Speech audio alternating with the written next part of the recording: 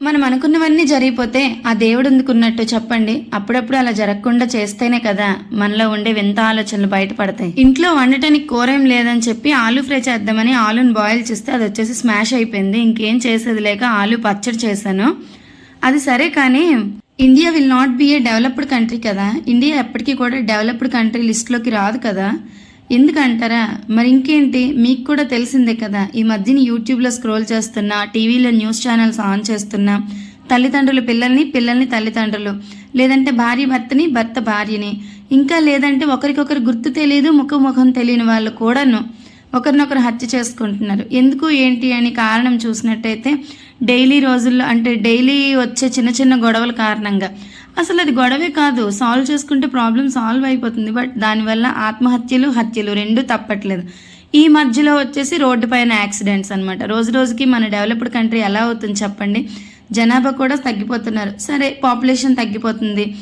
Next at least మనం ఒకప్పుడు ఏమనుకునే వాళ్ళం అంటే మన ఇండియాలో కొంచెం బెగ్గర్స్ ఉన్నారు, సో వాళ్ళని కంట్రోల్లో పెట్టుకుంటే, వాళ్ళని అండర్టేక్ చేసుకుంటే మన ఇండియా డెవలప్డ్ కంట్రీ అవ్వచ్చేమో అనుకున్నాం. బట్ ఇప్పుడు ఏంటంటే కలికాలం ఎక్కువైపోయిందనమాట.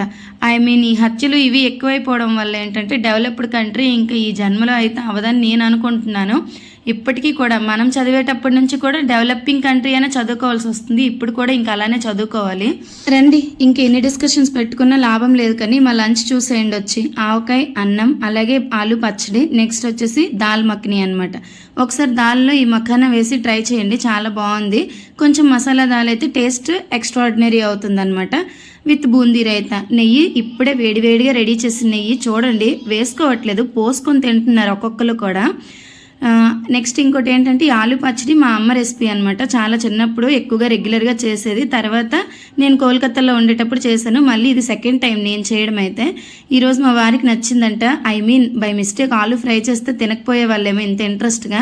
ఈ ఆలు పచ్చడి చేయడం వల్ల బాగుంది అని చెప్పి మొత్తం ఖాళీ చేసి ఫైనల్గా హాట్ బాదంతో ఎండ్ చేస్తున్నాం. నచ్చితే సబ్స్క్రైబ్.